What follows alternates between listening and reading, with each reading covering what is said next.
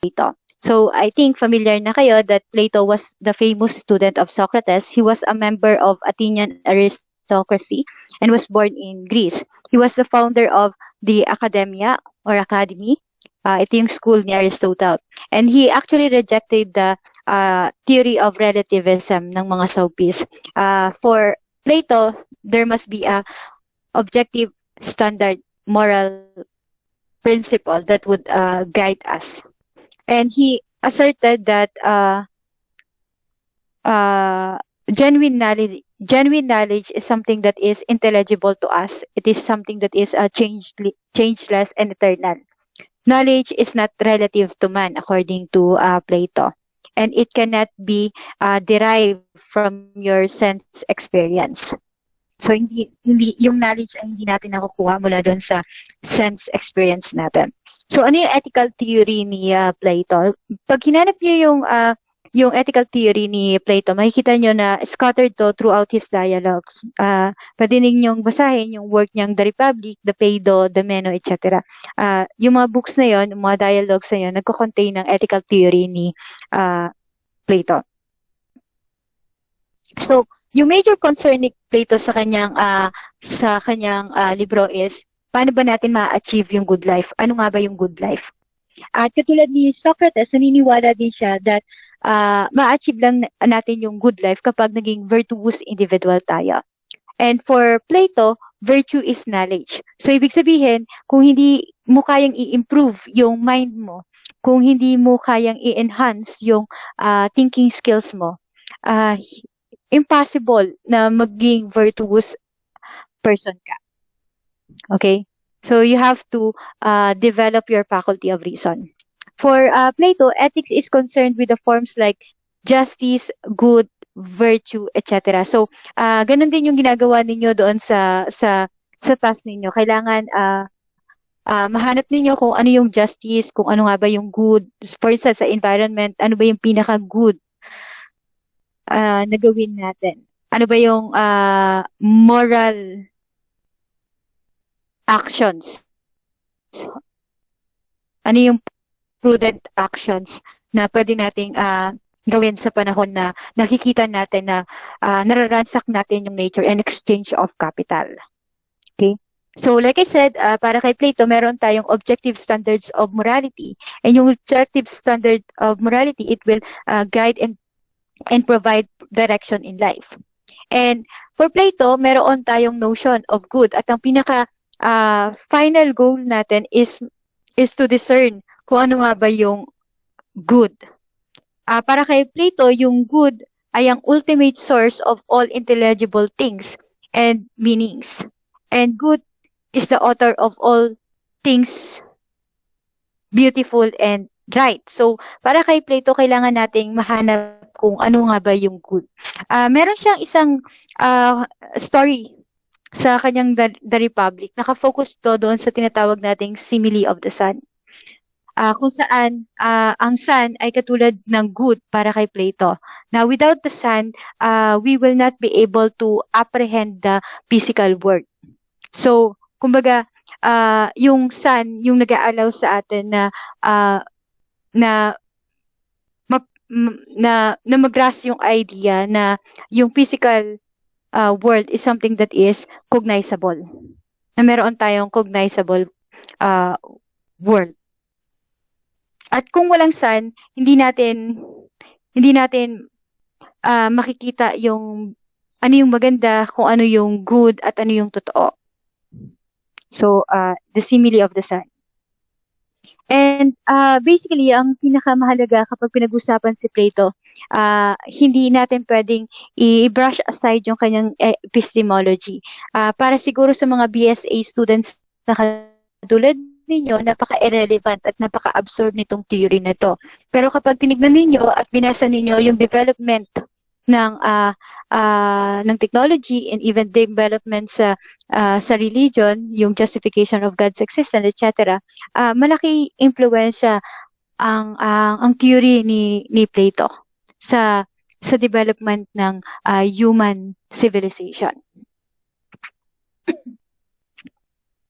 So, ang first natin is yung theory of forms. Sabi ni Plato, merong dalawang mundo, yung the world of forms and the world of sensible. The world of forms, nandito yung tinatawag natin, dito natin nakikita yung essence o sa logic tinatawag natin tong quiddity. Pag sinabi natin quiddity, ito yung what makes the object what it is. What makes the object what it is. So, for Plato, in the world of forms, the realities are unchanging, permanent, necessary, and universal. Ulitin ko, pag sa world of forms, dito sabi ni Plato, makikita yung unchanging realities, necessary, these are the attributes, necessary, unchanging, and necessary, unchanging, or unchangeable, and universal. Those are the characteristics ng truths na matatagpuan sa world of forms. At pag sinabi nating forms, it is correlated with the term eidos, which means, which is translated as idea. And Plato believed that the world of forms or ideas are independent of any human minds or any minds. Meaning to say, yung forms is something that exists outside human mind. It exists out there. Nag-exist siya somewhere. And nagkakaroon lang tayo ng access to dun sa world of forms through reason and direct intuition. Okay? Hindi siya, sabi ni Plato sa atin, hindi pwedeng yung idea, it exists in human mind. Kasi kapag dependent to sa human mind, it is relative. So, sabi niya, hindi siya nakadepende dito. It's something that we intuit. It's something that exists outside human mind. And then, meron siyang tinatawag na sensible world. Ano naman yung sensible world? Yung sensible world, it participates in world of forms. It partakes, parang nagpa-partakes lang to doon sa world of forms. It reflects the world of forms. Something that resembles the world of form. So may something na sinishare ito doon sa world of forms. In short, it is just a mere copy of the world of forms. If it is just a mere copy of the world of forms, it cannot be the source of knowledge. Okay? Ulitin po natin, virtue is knowledge. So, it cannot be the source of knowledge. Hindi natin fully magagrasp yung notion of justice in the physical world. And ang problema niya kung bakit hindi nagiging source of knowledge ang sensible world? Kasi ang sensible world is subject to constant flux. Ibig sabihin, paulit-ulit siyang nagbabago or nagiging subject siya ng pagbabago. Kaya yung realities dito sa physical world is something that is changeable, something that is relative. And hence, it is particular. Okay? So, kung dito, unchangeable, universal, and anong isa? Unchangeable, universal, Necessary po. necessary. Dito naman, particular, changeable, and ano yung isa? Particular, changeable, and relative is particular eh. Basta yun. Nagbabago, so it's changing and particular. Okay, siguro yun na lang. So para mas magets ninyo yung konteksto ng world of forms and sensible world. For instance, si Vincent van Gogh, nagkaroon siya ng direct intuition about the forms of sunflower. Diba? Mahilig kasi si Vincent van Gogh na magpainting ng sunflower and daffodils. And then, ayun, so pininta ni Vincent van Gogh yung sunflower. And there was this artist who also copied the work of Vincent van Gogh. It's Van Gogh or Van Gogh. And then you stumbled the work of this particular artist and you copied also the work of that particular artist. And then you had this you have a 3-year-old sibling, and your 3-year-old sibling copied your work. Okay, So, imagine yung transition. Sabi niya, kapag kapag lumalayo tayo doon sa original reference natin, which is the world of forms, yung degree of knowledge and yung degree of perfection ay nagdi-diminish. Okay? At kaya sabi ni Plato, hindi to pwedeng maging basis ng knowledge kasi habang lumalayo tayo as we go farther away from the world of forms, the truth, yung truth value ay yung truth nagdi-diminish siya. Okay. Nagets niyo? Ma'am, hindi ko pa rin magets. Parang observe naman may dalawang mundo kasi ito, another example. Diba, triangle to. Triangle to. Triangle yan. Triangle to. Triangle yan. Triangle to. Tama po ba? So, kung titingnan ninyo, imperfect yung triangles na ginawa ko. Pero kahit na imperfect yung triangles na ginawa ko, as a word of sensible, alam mo na triangle yan.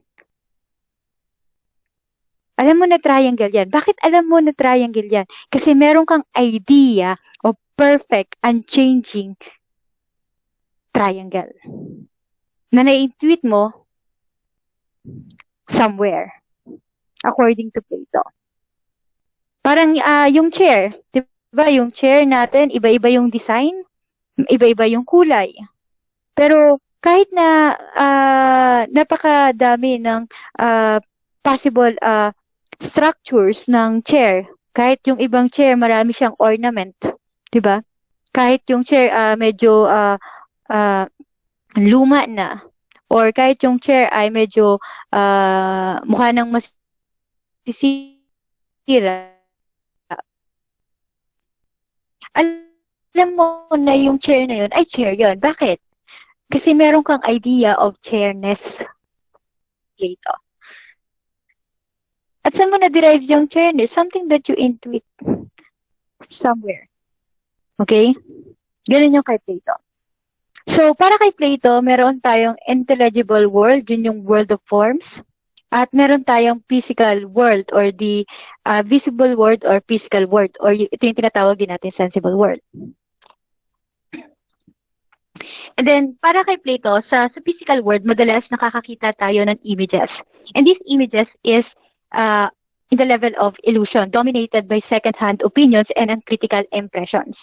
These are just mere copies of sensible realities, di ba?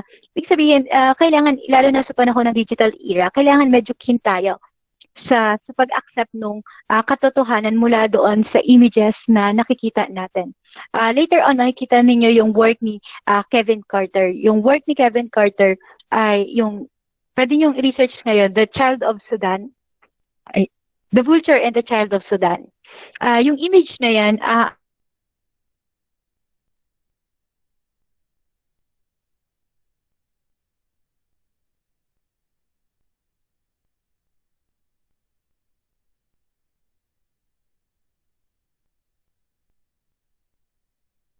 from the shackle of ignorance.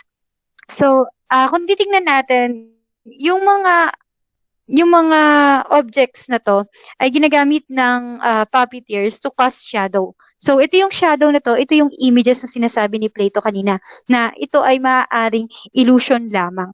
Kaya kinakailangan mo siyang i-transcend. Ito yung illusion na to ay yung kadimitan, tinatawag nating katotohanan. Okay? Sa social media, marami tayong nakikitang images at minsan nagpapatangay tayo doon sa mga images na nakikita natin sa social media at sinasabi natin katotohanan to. Minsan mayroon lang tayong napanood na isang documentary, sabi natin na ito na yung totoo, which is not. Maaaring ito lamang ay illusion.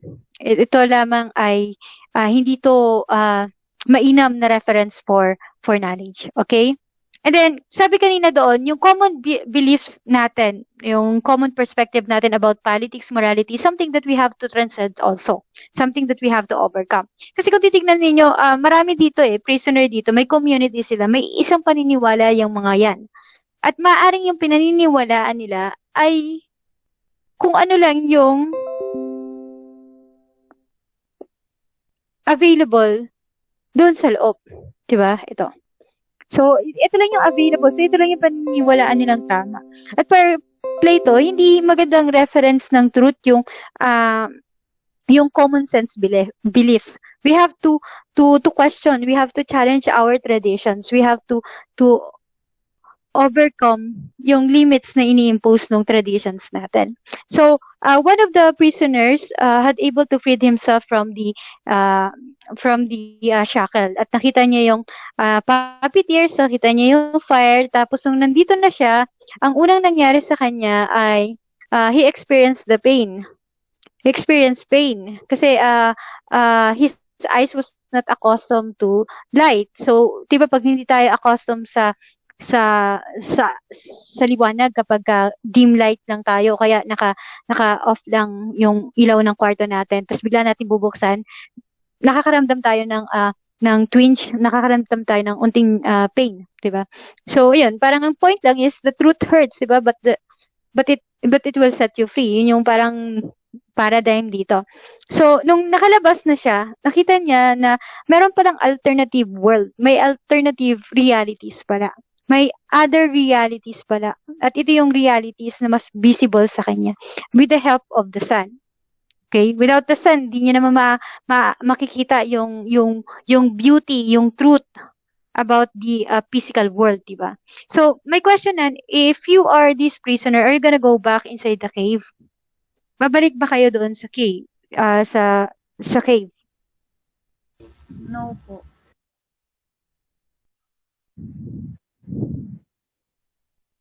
Hindi kayo babalik sa cave. Bakit hindi kayo babalik? Miss Palmero, ba't hindi kayo babalik sa cave? Kasi po ma'am, andun na po yung light and yung reality. So, bakit pa po ako babalik sa dilim na dim lang po, Ito po yun. tapos walang truth, ganun po.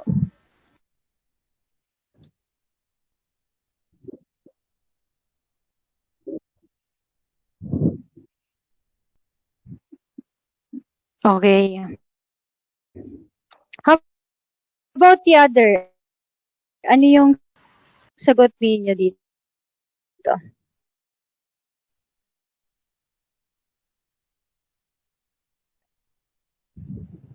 Babalik pa po ba kayo sa cave?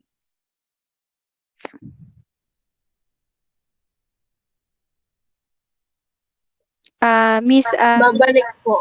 Alexi.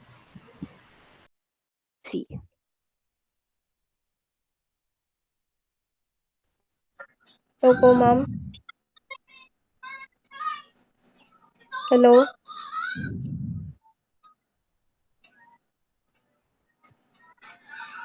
Dinig po ba? Miss Alexi. Um,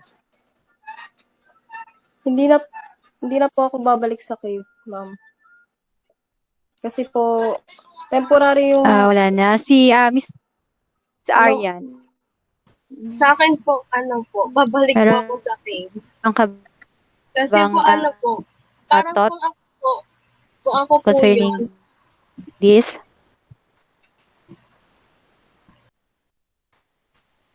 hello po, ako po ba? Ay,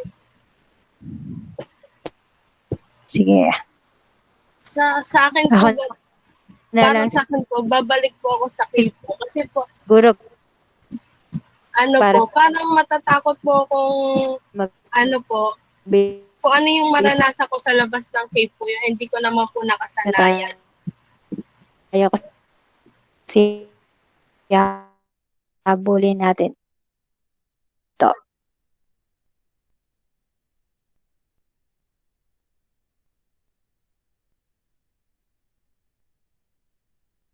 Sige, sino dyan?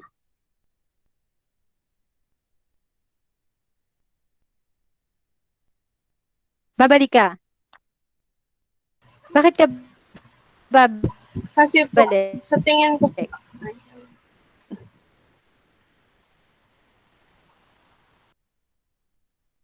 Miss Ronan, sa akin, Opo, babalik po ako kasi po Or si matatakot Miss Alex? parang matatakot po ako kung ano po yung maaari ko pong maranasan pa sa labas po ng cave po. Eh, hindi ko naman po nakasanayan po. Ganun po. Yes, Miss Alexi, bakit ka ba babalik? Hello. Hello po? Hindi pa po rinig.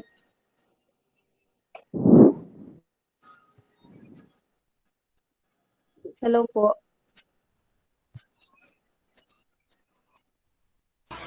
Rinig, Alex. Yes po.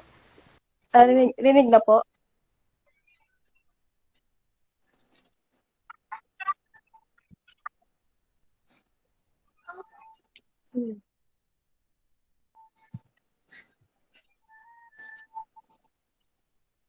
Ma'am? Bakit di ka na babalik?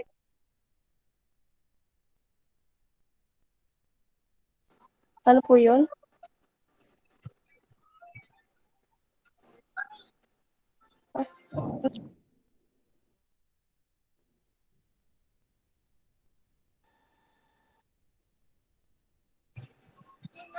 Hello po, ma'am. Ako na po ba yung sasagot?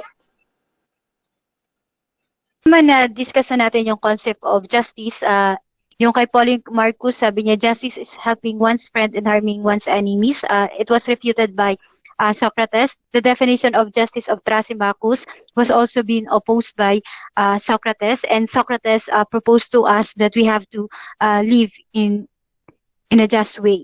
Kasi sabi niya, it is more advantageous to be just rather than to be unjust. Kasi kapag just ka as a person, magkakaroon ka, magpuproduce to ng internal harmony. And si Plato po, naniniwala siya doon sa tinatawag nating doctrine of teleology. Pag sinabi nating teleology, ibig sabihin, lahat ng bagay sa universe has a purpose or proper function. And kailangan natin i-fulfill yung function natin in order to have a harmonious relationship sa loob ng community na kinabibilangan natin. So lahat tayo mayroong purpose. At ito yung yung psychology ni Plato, yung ethics niya at saka yung political philosophy. So ako natatandaan niyo, sabi dito, everything in the universe has a purpose or proper function within harmonious hierarchy of purpose. So meron tayong hierarchy of purpose. And for instance, meron tayong categories of needs sa isang society na even up to the present, ito pa rin yung part ng needs ng society natin. Meron tayong tinatawag na ordering needs. At ordering needs ay ginagawa ng yung pag-order, yung command, yung pagko-command sa police ay ginagawa ng tinatawag nating the guardian or the philosopher king. The guardian for Plato, they possess wisdom, courage, and temperance. Okay? And they are capable of engaging in higher form of thinking. And because they are capable engaging in higher form of thinkings, they command the other members of society. So, yung equivalent ng reason ay yung mind. Then, meron tayong tinatawag na protecting needs. Ang protecting needs naman ay binibigay ng auxiliaries o yung tinatawag nating warriors. The warriors are, most of the time, they are not capable of higher form of thinking, but they are well-spirited and they are courageous. So, di ba, masyadong courageous yung mga soldier natin, matatapang sila. But unfortunately, some of them are not really capable of engaging in higher form of thinking. And for that reason, kailangan nila lagi ng counsel o ng reason na manggagaling sa philosopher king. And the warriors also they possess courage, yung dominance sa kanila na virtue and temperance. Okay? So yung spirit or will, ito yun, will. Or it has to do with emotion. So mga soldier natin meron silang will and mataas yung hopefully nationalistic emotion nila. And yung meron namang mga tao na hindi sila ganun ka-courageous at hindi rin naman sila ganun katalino, pero magagaling sila. Mga artists sila, mga producers sila. At sila yung nagpo-provide ng nourishing needs ng society natin. At wala sila, kahit wala sila, hindi sila courageous, hindi sila ganun ka-smart, meron naman silang kakayahan na i-moderate yung kanilang appetite. Okay? So, ayan. Sabi ni Plato, para maging virtuous person ka, kinakailangan mong magkaroon ng wisdom, courage, and temperance. Hindi ibig sabihin nito walang wisdom yung artisan. Ang ibig sabihin nito, ang dominant na virtue na meron siya ay temperance. Okay? But all of these people, they are capable of making use of their own reason. It just happened na may mga tao talaga na mas intellectual kaysa sa iba. Okay? When all virtues are possessed, justice appears for Plato. And sinasabi niya sa atin, ito, the virtue of temperance is important for the worker classes but necessary for all classes of people. Manifested when appetites control and moderate their desire for pleasure and subordinate themselves to the higher two elements. So sinasabi ni Plato na yung appetite natin, it must be subordinated. Nasa ilalim siya ng will and reason natin. Para mas maintindihan ninyo, alam niyo na reasonable na mag-undergo kayo ng diet. Tama po ba? Kasi yung diet, essential siya para magkaroon tayo ng healthy lifestyle. Diba? So, alam mo yon. Pero, ang question now is, meron ka bang will para mag-diet? Or hinahayaan mo yung appetite mo na mag-dominate kaysa sa will mo?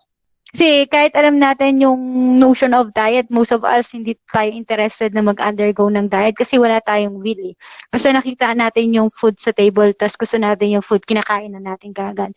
So, ibig sabihin, hindi natin hinahayaan na maging subordinated yung appetite natin sa will natin. Pero kay Plato, mali yun. Laging dapat under ng will at ng reason ang appetite natin. And then sabi niya, courage is essential virtue of the warrior in the individual. Courage is the quality that provides a person a stamina and energy. It enables the spirit to subordinate itself to the counsel of reason and applies its energy, ambition, and assertive toward the right goal. So, ang courage naman, hindi pwedeng courageous ka lang, lagi kang may will kasi magiging impulsive ka. So, for Plato, kinakailangan ng counsel of reason. And then wisdom is the virtue associated with the guardians and the rational soul, part of the soul, allows reason to be in control. So, yung wisdom is yung reason para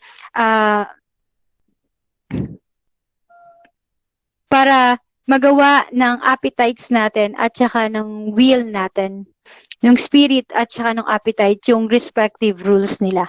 Ma-perform nila ng maayos yung function nila.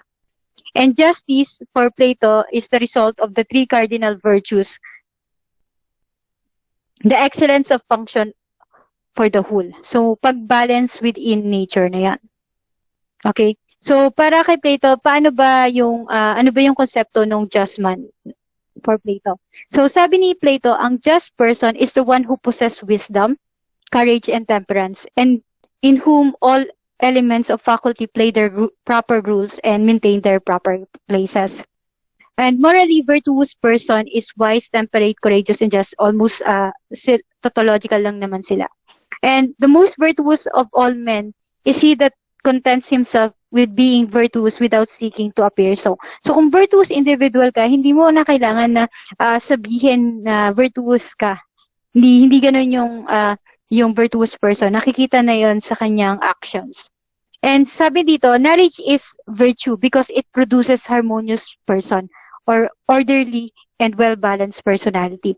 And only knowledge can lead to virtue. So, kinakailangan talaga natin i-enhance yung ating critical thinking, yung ating faculty of reason in order for us na magkaroon ng well-ordered, balanced life. Okay? So, si Plato, inoppose niya yung democracy.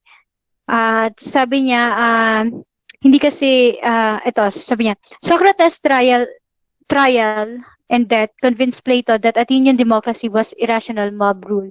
Hence, it is a unjustified system. And there is an excess of liberty dominated by majorities, values, impulses, appetites, emotions, than reason. So, sa isang democratic society, sinasabi ni Plato na usually nagiging mobocracy to. At nagiging dominate dito, ang nasusunod dito is yung human appetite and emotion. At para kay Plato, hindi yun tama. Kasi kapag ang nauna ay yung emotion natin at yung appetite natin bago yung reason natin, nagkakaroon ng chaos sa society natin. And according to Plato, yung excessive liberty found in democracies contains seed of tyranny, a type of government in which all power rests in a single individual, the tyrant and the most embarrassed type of personality. So, ito yung quotation niya sa kanyang The Republic. Ang ibig sabihin nun, para mas maintindihan nyo, magbasa kayo ng mga libro patungkol kay Hitler. Si Hitler kasi, ginamit niya yung democratic practices para mag-rise in power siya. Okay? During the time of Hitler, like I said, nagkaroon ng inflation sa Germany. At nung nagkaroon ng inflation, maraming demand yung mga German people kasi nakaranas sila ng different forms of oppression. Okay? And then, ang ginawa ni Hitler, yung mga demands ng mga German people, ibinigay niya. Hanggang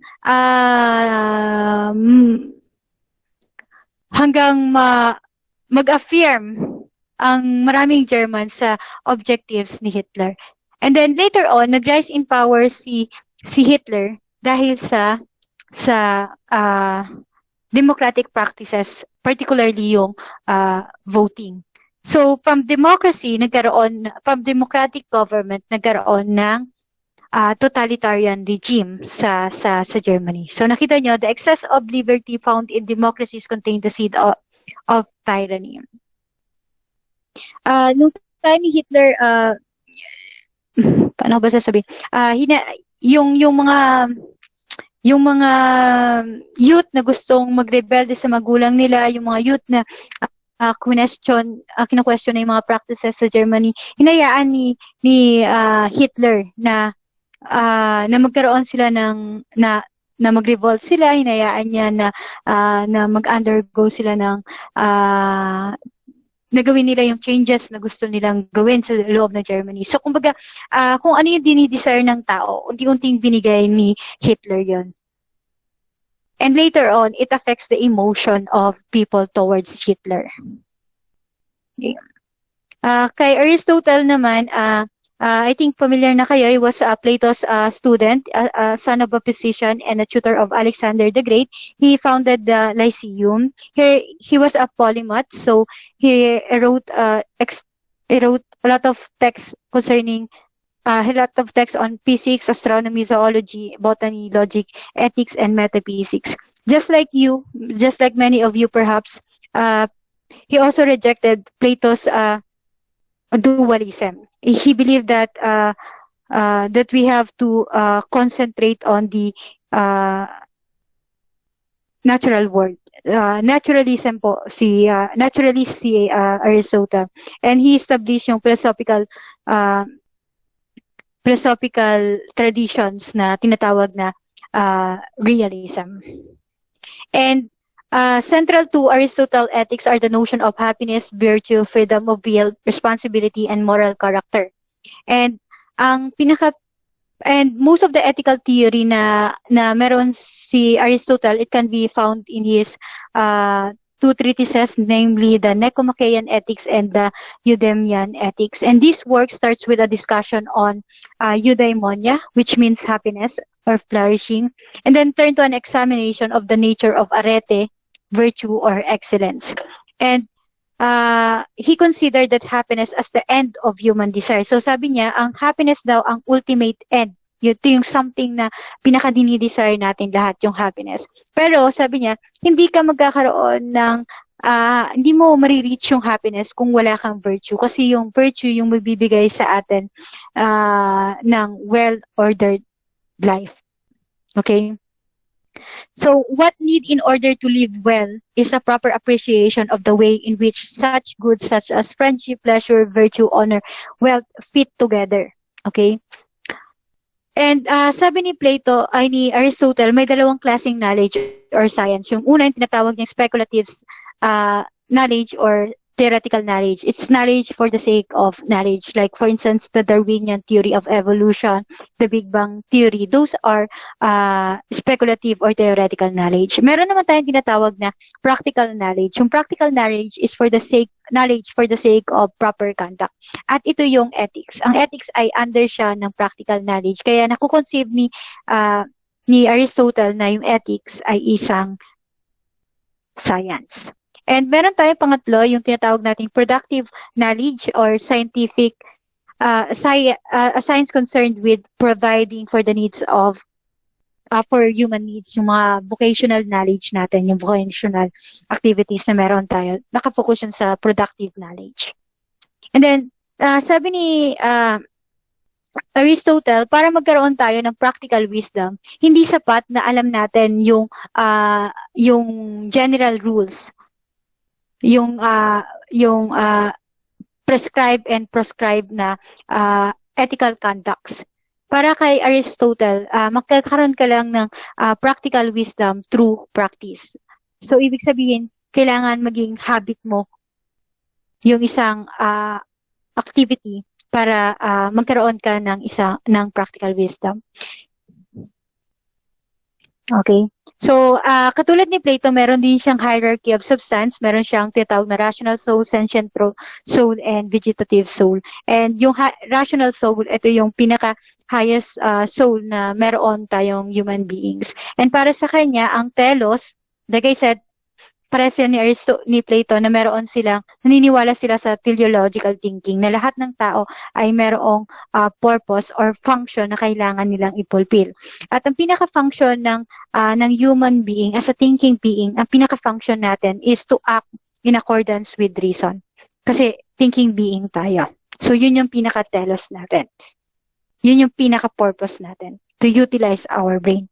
And sabi ni Aristotle, ang ultimate end natin ay yung tinatawag niyang eudaimonia. At yung eudaimonia can be translated as welfare, flourishing, and or genuine happiness. So it's a state that all humans should aim for, as it is a state that all humans should aim for, as it is the aim and very end of human existence. So basically, ang sinasabi lang dito, ang happiness ay ang ultimate end or good para sa human being. And sabi niya, eudaimonia can be achieved through the attainment of good life. So, hindi ka makakaranas ng happiness kung walang good life. Inseparable tong dalawa. And sabi niya dito, eudaimonia is not a psychological state of mind of being happy, but it's a genuine state of fulfillment. So, ibig sabihin, ma'am, masaya ako ngayon. Ibig sabihin, na-reach ko na yung eudaimonia. Hindi. Kasi, kailangan mo yung i-assess yung overall condition ng existence mo. Okay? It is a state of flourishing and acting according to one's true function. So, sabi natin kanina, ano yung pinaka-function ng tao? Kailangan niyang i-utilize yung reasoning niya. Yung faculty of reason niya. So, hindi mo mararanasan yung genuine happiness na yan kung hindi mo gagamitin yung reason mo.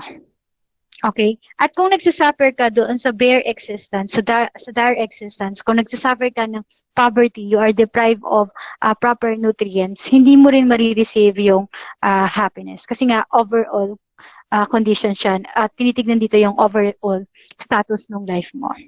So, according to Nicomachean Ethics, sa kanyang opening passage sa Nicomachean Ethics, sinasabi niya sa atin na lahat ng action natin ay directed to certain good, some good, sabi niya. Pero yung good na yon ay hindi pare-parehas. Okay? Yun yung point niya lang dito. And then, sabi niya dito, for Aristotle, the goals like wealth, honors are not the ultimate desires of men. They are intermediate goal which must ultimately aim at some final good which we desire. Gaya ng sabi ko dito, yung mga good but a certain difference found among ends. Diba? Yung for instance, ang end mo ay yumaman, hindi yun yung pinaka ultimate end, sabi ni Aristotle. Ang pagyaman mo ay directed siya sa higher end pa, at yun yung happiness. Bakit gusto mong yumaman? Kasi gusto mong maging masaya. Bakit gusto mo ng honor? Kasi gusto mong sumaya. So sabi niya, may mga characteristic daw yung ultimate end natin, o yung ultimate good na tinatawag. One is yung self-sufficient, that which even when isolated makes life desirable and lacking in nothing. And number two, final, that which is always desirable in itself and never for the sake of something else. And number three, attainable. Diba? Yung wealth kasi, desirable siya, pero dinidesire mo siya for the sake of something else. At kung titignan natin, in reality, yung wealth tsaka yung honor, hindi sila self-sufficient. Kaya nga may mga taong nagpapakamatay despite na mayaman na sila at meron naman silang good reputation sa society. So hindi yun yung pinaka end na ultimate end ng life. Para kay Aristotle, the good that meets all these requirements is happiness or eudaimonia. Happiness contains two concepts, reason and virtue. So hindi mo mararamdaman yung happiness kung hindi mo na-utilize yung reason mo at hindi ka virtuous individual. Happiness is related to the highest activity of the soul, which is reason. And reason is man's highest distinctive function or activity. And happiness depends upon the actualization of full realization of one's rationality. So, kailangan mong ma-actualize yung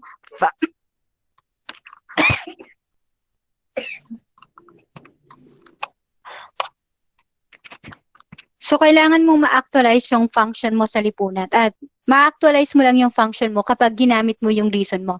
And sabi dito, reason involves two things. One is knowing and thinking. And knowing or thinking, and the other one is doing.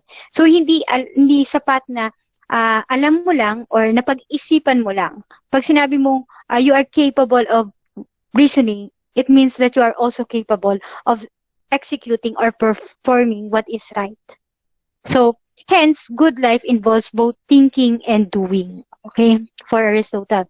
At ito yung principle na ginamit ni Aristotle. Yun yung tinatawag natin, the principle of the golden mean. So, sabi niya dito, yung too much and too little ay nakakasama. Too much and too little are always wrong. The right kind of action lies in the mean. So, ibig sabihin, and then sabi niya, virtue is a state of character concerned with choice lying in the mean. For example, with respect to pleasure, temperance is the mean. Temperance. And self-indulgence, and temperance is a mean between the excess of self-indulgence and the deficiency of sensibility. Okay. So, ito yung mean sa gitna. Ito yung excess. Ito yung deficiency. So, sabi ni Aristotle, kung gusto mong maging virtuous, doon ka lang lagi sa mean. Kasi kapag too little, mali. Kapag excessive, mali. Nagiging hindi ka virtuous na individual. Pero may statement dito, sabi niya, there is no universal rule or mechanical procedure that will determine the mean. It requires a full and detailed acceptance with the circumstances. The mean is relative to man. This being determined by rational principle and by the principle by which the man of practical wisdom would determine. So, anong ibig sabihin ng the mean relative to us? Ibig sabihin nun, kailangan nating, wala tayong absolute mean. Wala tayong absolute prescription kung ano yung courage sa ganitong klaseng sitwasyon. Kasi nakadepend yun doon sa practical wisdom ng isang individual. For example, okay lang ba na gumastos ako ng 1,000 sa isang meal? para sa ibang tao, masyadong excess na yon. Masyado ng luxurious yung ganong klaseng lifestyle na gagastos ka ng 1K for one for one meal, hindi siya practical. Pero kung ang sweldo ko is 200K per month, hindi ko makikita na excess yun eh. Para sa akin, mean ko lang to eh. Okay? Pero kapag ako ay minimum wage earner, ng sweldo ko lang ay 500, pag gumastos ako ng 1,000 sa isang meal, hindi siya mean para sa akin. Excess na to. Okay? Pero kapag, for instance, gumastos ako ng 30 pesos for one meal, ito maaari ay maging temperance ko. Pero para sa taong sumusweldo ng 200K, hindi yan ang mean ko. Kasi kapag gumastos ako ng 30 pesos sa isang meal, tapos ang sweldo ko is more than 200,000, parang nagiging insensible naman ako. Nagiging unfair naman ako sa sarili ko. Diba? So, nagbabari kung ano yung means doon sa practical wisdom ng isang individual. For example, another example, dito lang tayo, last na example na lang.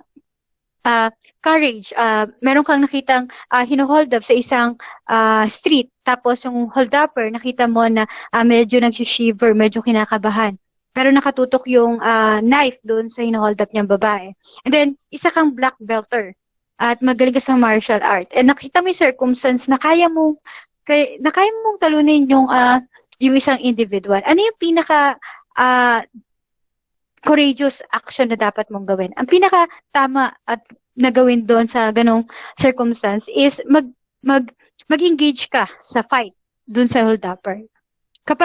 Pagka sumugod ka kaagad naman, nang hindi mo pa na-assess ng circumstance, hindi ka pa nagkaroon ng full, detailed analysis dun sa circumstance, ration, at hindi pinapayagan yun ni Aristotle. Pag wala ka namang ginawa, duwag ka. So, hindi rin yun act of a virtuous person. So, yun yung courage mo. Pero kapag ikaw ay clumsy ka, and then emaciated pa yung figure mo, tapos nakita mo na brusko yung hold-upper, tapos nakita ka na medyo sa hindi ka layuan, nakakita ka ng police station, ang pinaka-courageous mong action ay hindi mag-bat in or hindi mag-medal doon sa ay hindi mag-engage sa combat doon sa hold-upper.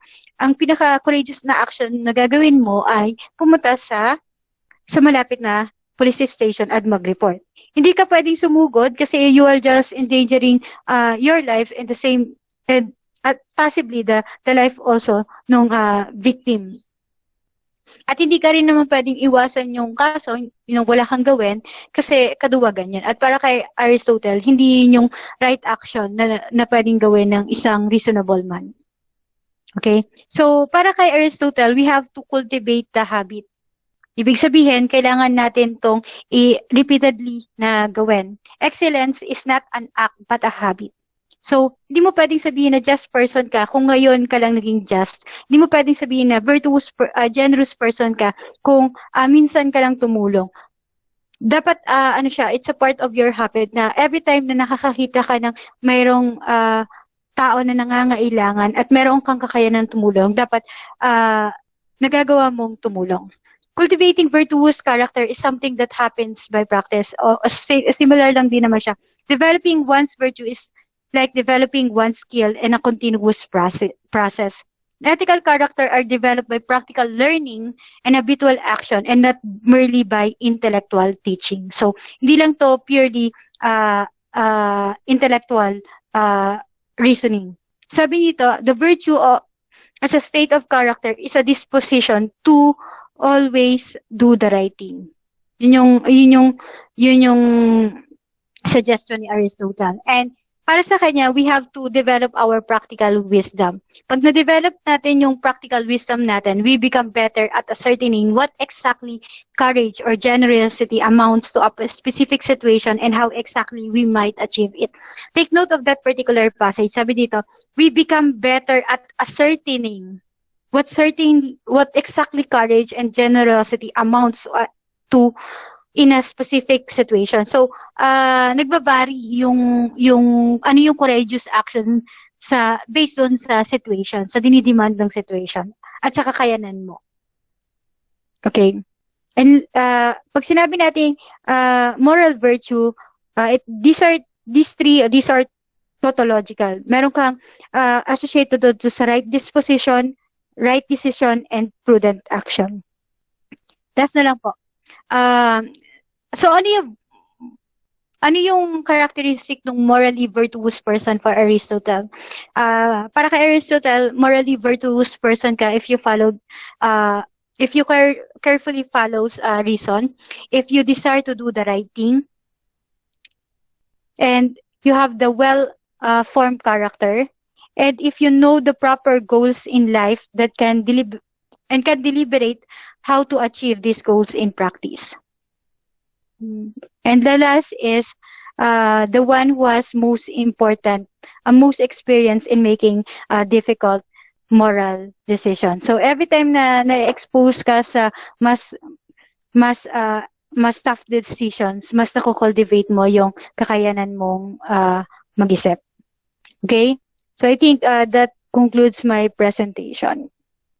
If you have questions, you may postulate it sa MS Teams, and I will answer it next meeting. I hope you learned something today.